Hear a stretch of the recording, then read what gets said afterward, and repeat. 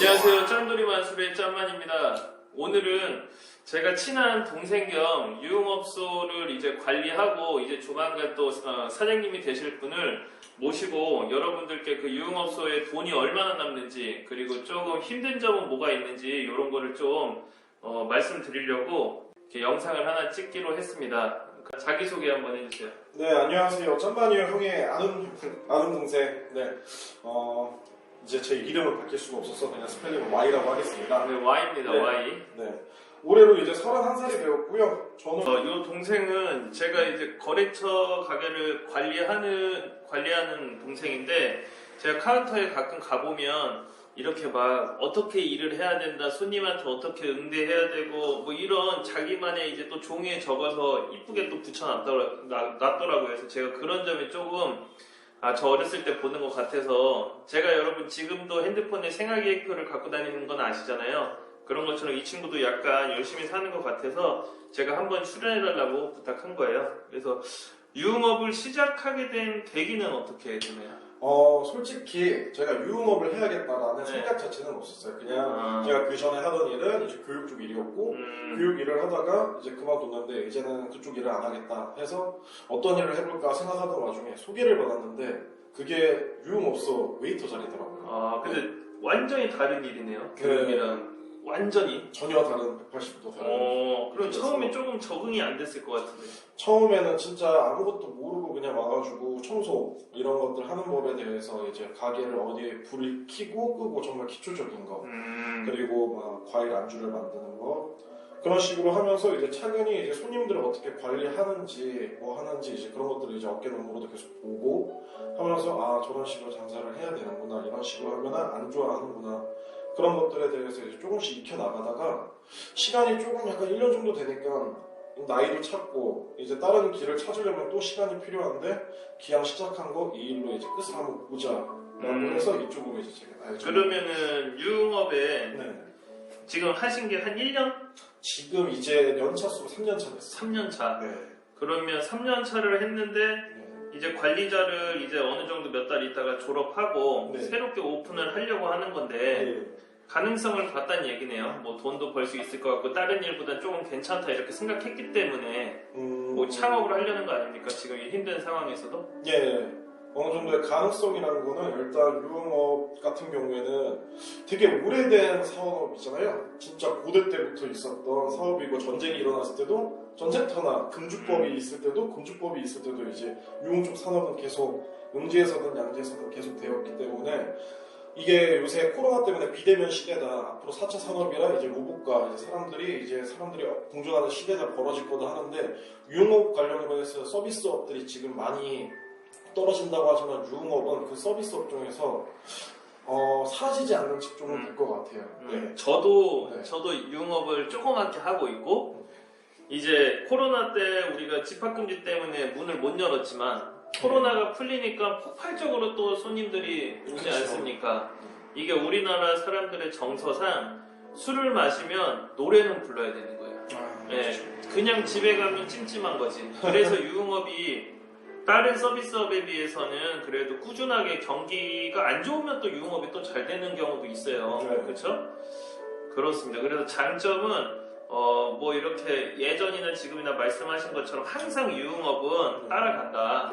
사라지지 않는 산업이다. 근데 또 단점도 있지 않나요? 단점 굉장히 많은데 굉장히 많지만은 일단 결과적으로 가장 크게 요새 느끼고 있는 거는 이제 어떤 문제가 이제 터졌을 때 나라에서 뭔가 이런 전염병이나 문제가 터졌을 때 가장 만만하게 손을 댈 수 있는 곳이 유흥업소라고 생각을 하거든요.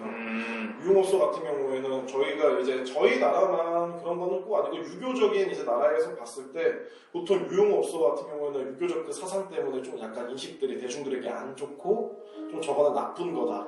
라고만 생각을 하기 때문에 손대기가 굉장히 쉬워서 좀 어떤 규제라든가 그런 게 왔을 때 굉장히 타격을 가장 강하게 빠르게 받는 업종이라고 생각을 해요. 지금 일단 첫 번째 하나만 들어보자면 우리나라가 조금 유교적이나 이런 게 좀 심해서 그런 문제가 생겼을 때 좀 타격을 많이 입기는 해요.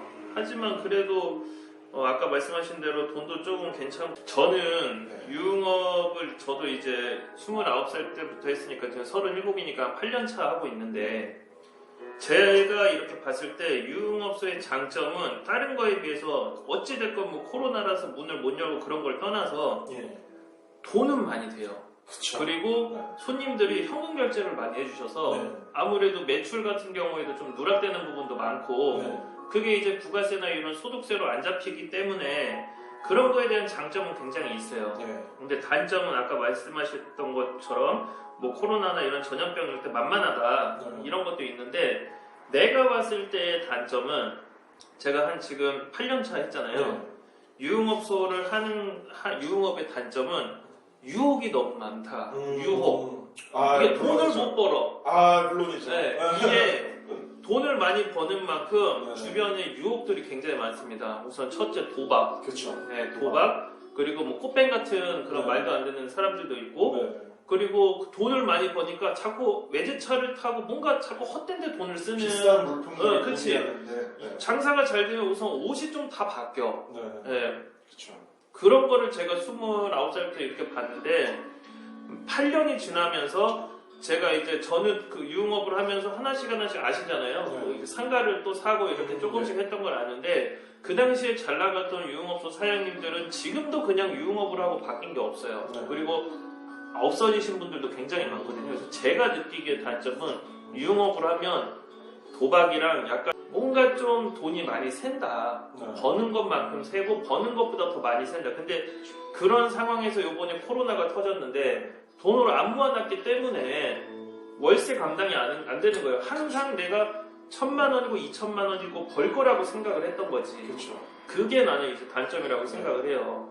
그래서 제가 느끼는 단점은 요게 이제 제일 큰 것 같아요. 네. 그래서 이제 여기 사장님이 되실 우리 동생도 나중에 가게를 오픈하게 되면 뭐 아시죠? 이런 거 도박 아, 하면 안 되고 그쵸. 열심히 돈만 벌어서 상가를 사는 거를 추천해드려요. 그렇게 되면은 코로나 때 해도 뭐 큰 타격은 받지만 뭐 아까 말씀하신 것처럼 뭐 이게 자살을 한다든지 네. 극단적인 선택까지는 안 갈 거예요. 네. 예, 어느 정도 쌓아놓으면. 그리고 가게를 고를 때도 제가 지금 하고 있는 가게처럼 월세가 좀 저렴하고 좀 괜찮은 것들 이런 거를 좀 하면 되고 그리고 이제 또 다른 단점 중에 하나가 이제 유흥업이라고 하는 게 술과 노래를 팔고 여성 접객원이 옆에 네. 있는 거잖아요. 접객원 관리가 굉장히 힘들 것 같은데 네. 어떠세요? 이제 서로 간에 이제 신뢰나 아니면 친밀도 이런 거라고 생각을 하는데 제가 맨 처음에 가장 안 됐던 게 여성 접객원들에게 살갑게 대하지를 못한다는 게 가장 저의 단점이었어요.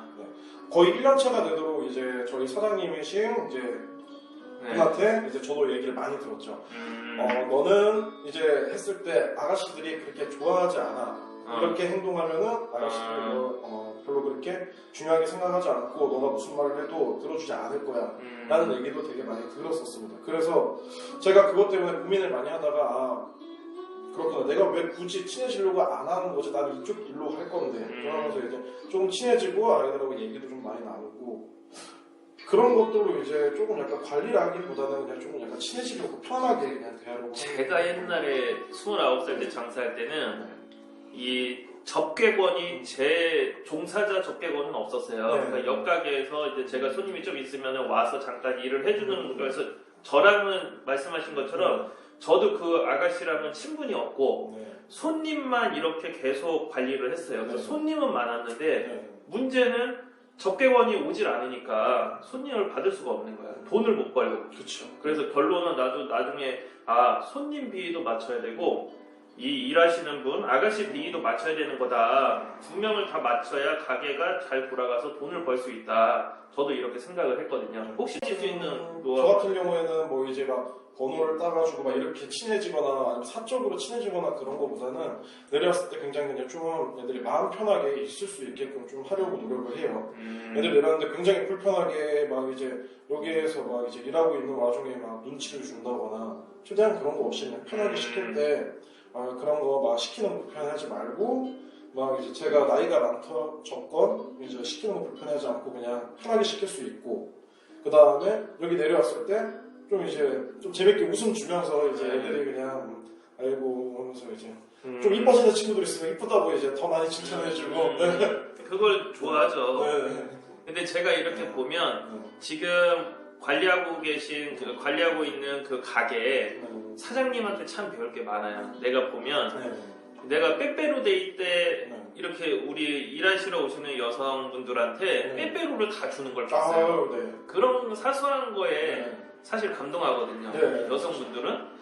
그래서 그런 거를 좀 배우시면 그건 저도 못하는 거예요. 저도 약간 무뚝뚝해가지고 그런 걸 못하는데 참 그런 거 보면 배울 게 많은 사장님이에요. 본인이 지금 모시고 있는 사장님한테 최대한 그런 걸 많이 배워가지고 나중에 작업하시기를 바랄게요. 그리고 이제 사람들이 좀 많이 궁금해하시는 것 중에 하나가 이거는 뭐 저는 얼마가 남아요 이런 거는 영상에 많이 남겼어요. 근데 실질적으로 제가 운영하는 거랑 동생분이 운영하는 거랑은 약간 틀려요. 저는 조그맣게 단골 위주로만 하는 거고 그 관리하고 계신 가게 같은 경우는 사실 그 라인에선 좋은 자리잖아요. 가게도 어느 정도 크기도 있고 물론 그렇다고 직원의 수는 많지는 않지만 손님 대비 매출도 좀 괜찮게 나오는 것 같은데 한 달 순수익이랑 뭐 한 수익 구조? 이제 관리자로서의 수익 구조와 그 가게에 한 매출이 한 어느 정도 나오는지 그런 거에 좀 간단하게 좀 이제 왜냐면 구독자분들은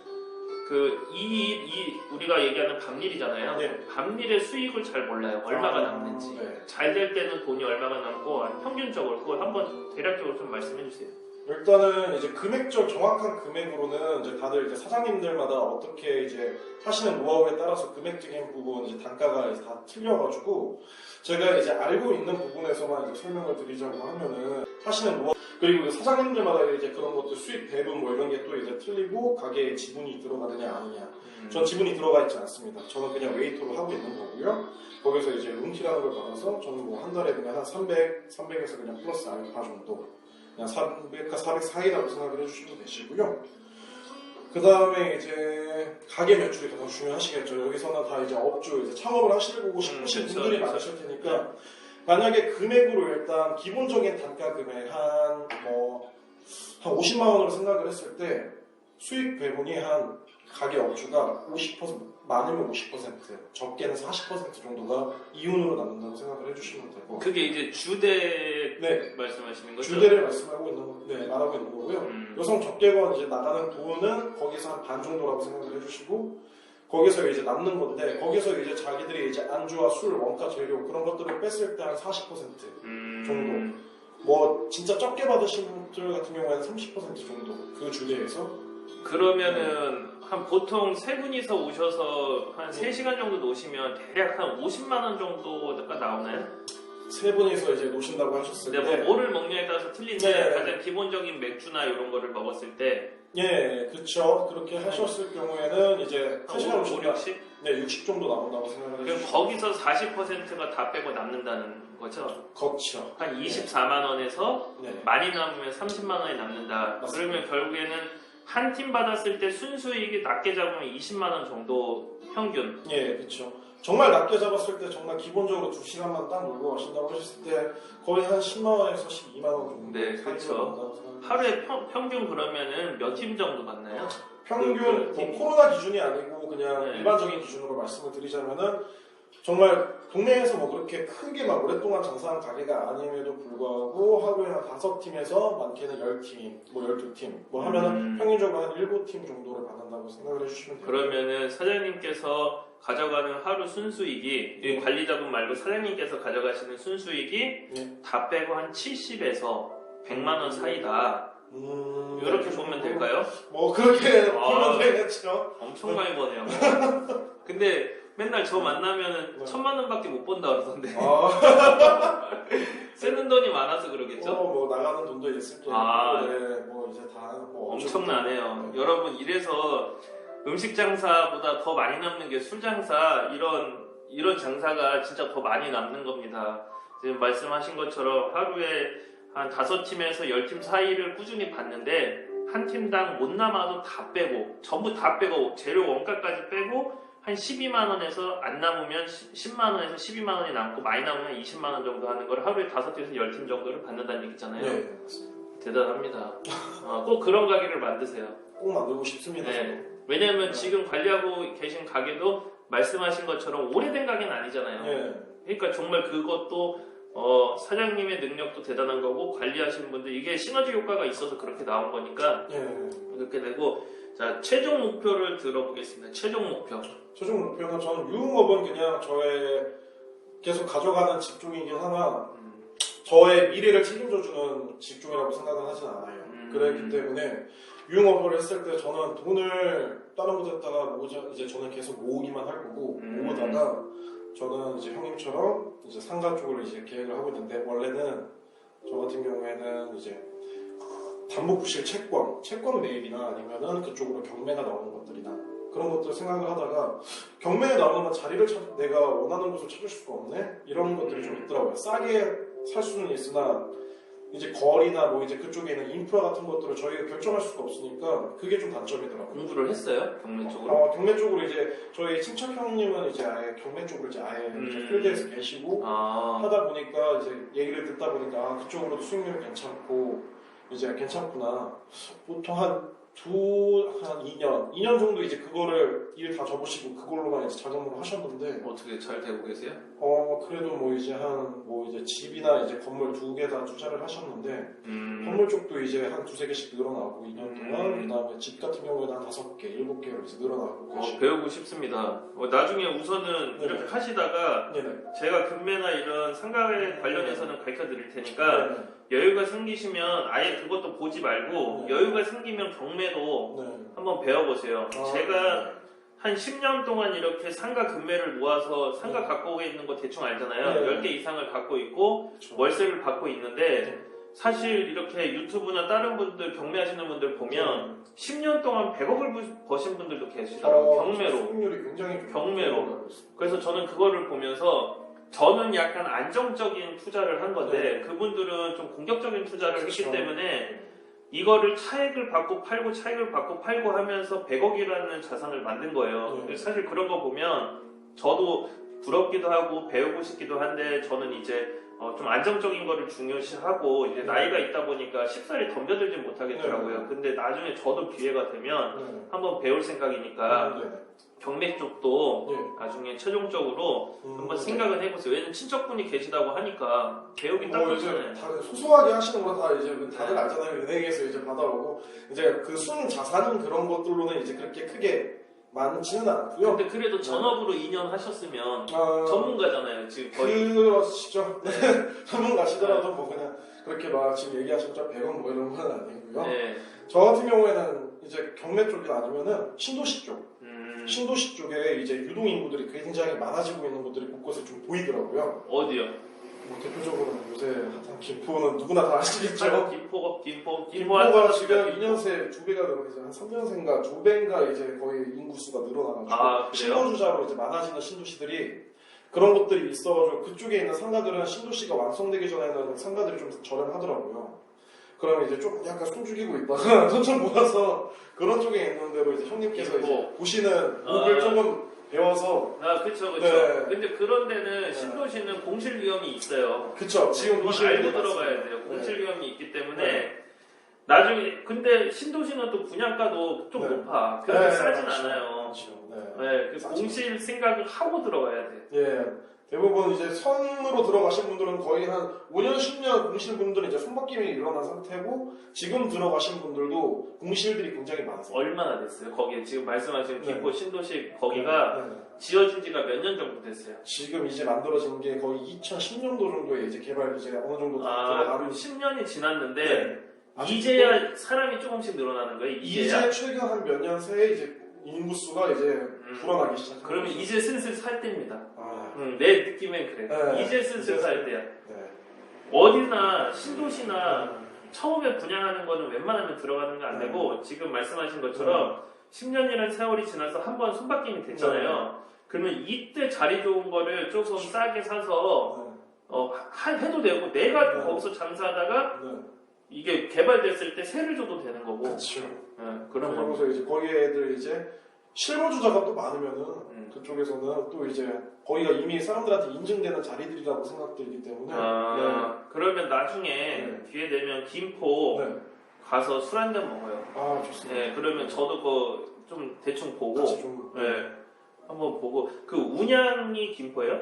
운양 신도시. 네, 운양 신도시. 그 다음에 이제 장리동, 뭐 이제 골포동, 뭐 구례동 이렇게 막 여러 가지가 있는데 뭐 이제 상업지구, 뭐 이제 교육지구 뭐 이런 게 다 나눠져 있어요. 운양동 같은 경우는 교육지구로 되어 있어서 유해 시설이 하나도 없이 그냥 만들어져 있고 구례동은 딱 이제 상업지역으로 해서 그 다음에 그쪽으로 완전 상권이 굉장히 크게 개발된 곳이거든요. 제가 왜 그걸 운양 신도시로 아냐면 제가 체인을 하지 않습니까? 근데 체인 문의가 들어와서 직접 가봤어요. 이제 운양 신도시라는 데 갔는데 건물이 우리 부천 중상동처럼 큰 건물들이 되게 많이 생겼더라고요.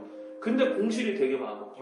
근데 말씀하신 것처럼 너무 다공실은 아니고 상권은 어느 정도 잡혀 있는 것 같은데 막 이렇게 먹자 그 정도까지는 아니더라고요. 그래서 나도 여기가 이 동네 뭐지? 약간 오를 것 같은 느낌은 좀 받고 왔어요. 좀 맡으셨나요? 네, 돈 냄새 맡았는데 문제는 돈이 없어요. 그렇죠. 저도 돈이 없어서 지금 그냥 열심히 돈이 없어요. 내가 얼마 전에 그 헤라 나왔다고 말씀드렸었잖아요. 지금은 이제 상호를 얘기합니다. 이미 그 물건은 다른 분한테 넘어갔기 때문에 그렇게 헤라처럼 아시죠? 정말 좋은 자리고 시계탑 한가운데 있는 거 영상에 올려가지고 저희 구독자분이 오셔서 살려고 진짜 돈을 이렇게 딱 넣으려고 했는데 팔렸나요? 아니 딱 넣으시려고 했는데 잡으시려고 했는데 이제 그 사모님께서 유흥업소가 무서운 거야 월세 받기가 그래가지고 1시간만 고민해보자 하는 사이에 딴 사람이 샀어. 그 자리를 우리 구독자님 너무 아까워 진짜. 그 자리는요 진짜 부천 신중동에서 진짜 좋은 자리 유흥업소 4개 중에 하나예요. 그렇죠? 거의 4개 중에 하나. 정말 좋은 자리. 그쪽에 사시고 이쪽 장사를 하시는 분들은 다 아는 자리죠. 나오면 무조건 그냥 돈 있고서 유흥업 하는 사람들 그걸 무조건 샀을 거예요. 네, 저는 없어서 제가 영상에다 올리고 저희 구독자분이 오셨는데 1시간 고민하는 사이에 다른 사람이 채갔습니다. 좀 가슴이 아파요. 또 나오면 영상에 올려드릴게요. 그래서 마지막으로 유흥업소를 그래도 이제 운영을 해보시려고 하시는 분들이 또 있을 거 아니에요. 근데 대부분 무서워서 경험이 없으신 분들은 못해요. 텃세 때문에. 그런 분들한테 좀 진심 어린 조언 한마디 간략하게 하고 처음에 만약에 유흥업소를 전혀 안 하시다가 시작하신다고 하면은 굉장히 무서워하시는 게 맞을 거라고 생각해요. 그렇죠.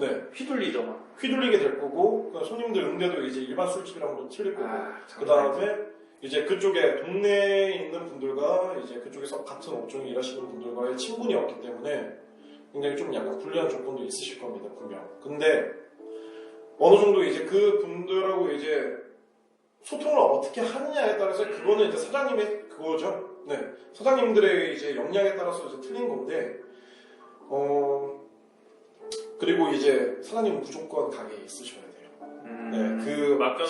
맡겨놓고 나가시면은 이쪽에서는 일종 날아갈 수도 있죠. 일종이 날아갈 수도 있고요. 그 다음에 정말 믿는 사람이 아닌 이상 그냥 들여온 사람이다, 경력이 있다 해서 들여온 사람이다. 정말 이 업종에서는 정말 그 뒤로 돈을 뺄 수 있는 분들이 정말 많아요. 돈도 다 감습니다. 사장님 몰래 돈을 감아서 주머니로 넣는 사람들도 되게 많습니다. 유흥업 이제 관리자 하시는 분들 중에서. 저 같은 경우에 이런 것들을 이제 자신있게 너도 관리자인데 이런 걸 왜 얘기하냐 하실 수가 있는데 저 같은 경우에 그런 치사한 짓들 하는 걸 굉장히 싫어하기 때문에 저희 사장님도 분명 모를 리가 없어요. 제가 뒤로 돈을 갚는다고 하면은 절대 모를 리가 없습니다. 그게 금액이 크든 아니면 작든 작으면 눈치를 못 챌 수도 있겠지만 근데 그거는 한 번 신용이 저는 굉장히 중요하기 때문에 사람을 잃죠. 사람을 그렇게 되면 신용이 작은 금액이든 큰 금액이든 신용을 한 번 잃으면은 그건 쌓는 것보다 더 어렵기 때문에 그러니까 유흥업을 하려면 독단적으로 우리가 음식점은 맛만 있고 오는 손님들한테만 잘하면 되는데 유흥업소는 가게 관리도 하면서 옆가게 사장님들이랑 친해져야 되고 뭔가 좀 두루두루 이렇게 돼야 된다는 얘기잖아요. 그리고 이상한 소문도 나면 안 되고 그런 거를 좀 말씀하시는 거잖아요. 여러 이제 그 관계가 굉장히 중요하다고 생각해요. 저희 유흥업소는 다른 것보다도 독고가 없어요. 독고가 되는 순간 손님들은 받을 수 있겠지만 접객원이 안 들어갑니다. 조퇴되고 그럼 그 가게는 그냥 망가지는 거고 그리고 제가 이제 혹시나 유흥업소에 대해서 관심이 있으시거나 하시는 분들은 댓글에다 남겨주시면 노하우를 좀 가르쳐 드릴 건데 이렇게 장사하시면 돼요. 저는 유흥업소를 장사할 때 음식점에서 음식을 팔 때 마진이 2만원이 남아요. 2만원 보통 한 2만원, 3만원 남아요. 술도 팔고 뭐도 하고 근데 유흥업소는 방 하나만 받으면 20만 원 정도가 남을 확률이 높아요. 20만 원. 뭐 적게 나오면 15만 원. 그러면 오시는 분들이 보통 끝차로 오는 거예요. 1차, 2차, 3차 다 먹고 취해서 오시는 분들인데 저보다 나이가 있으신 분들도 있고 20대 초반 친구들도 있어요. 근데 그 친구들조차도 술 먹으면 반말과 욕을 합니다. 야, 이 새끼 어쩌고 저쩌고 이러시는 분들이 있어요. 그리고 가끔 이제 저 장사할 때는 저보다 한 4살, 5살 어린 친구들인데도 막 문신 있고 왔는데 막 저를 부를 때 제 멱살을 잡고 아이 씨발 일로 와봐요 하는 분들도 있어요. 이렇게 씨발 일로 와봐요. 그러면 저는 웃으면서 20만 원이다 하면서 멱살 잡고 끌려가서 다 맞춰주고 결국엔 돈을 받아냅니다. 제가 정말로 화낼 때는 돈을 안 줄 때. 그쵸. 네, 그때는 그냥 저 문 잠가요. 진짜 문 잠그고 정말로 이제 파이터로 변하는데 그때 빼고는 나이가 어리고 적을 떠나서 우리 매장에 와서 돈을 50만 원, 100만 원씩 써주는 사람들이잖아요. 그런 분들한테는 그냥 웃으면서 나이 상관없이 내 자존심을 다 내려버리고 장사를 하면 사실 이것만큼 돈을 이제 쉽게 많이 버는 직업은 없다고 생각을 해요. 물론 힘들고 더럽지만 네, 그렇죠. 이런 거를 견디시면서 하실 수 있는 분들은 유흥업소, 그러니까 일종 노래방, 술도 팔고 노래도 팔고 접객원도 고용할 수 있는 합법적으로 이런 거를 추천을 드립니다. 하시고 싶은 말씀 있나요? 뭐 형님께서 워낙 설명을 잘해주시고 저도 이제 대략적인 것들은 다 설명을 드렸다고 해가지고 뭐 리스크랑 이제 리턴 돌아오는 것들 뭐 이런 것들에 대한 여러 가지 설명들 다 들어왔다고 생각을 합니다. 그러면 오늘은 대략적으로 이렇게 마무리하고 나중에 우리 여기 동생분께서 가게를 오픈하셨을 때 그 축하할 겸 해서 가서 한 번 더 가게에서 술 먹으면서 영상 한번 찍도록 하겠습니다. 그때도 얼굴 안 나오는데 그때는 모르겠어요. 사장님이 될 거니까 상호는 나와도 되잖아요. 상호 나와도 되죠. 네, 그러면 이제 구독자분들 중에서 부천에서 또 이제 접대도 해야 되고 하시는 분들은 또 가서 팔아줄 수도 있는 거예요. 저는 소중합니다. 감사합니다. 그렇죠.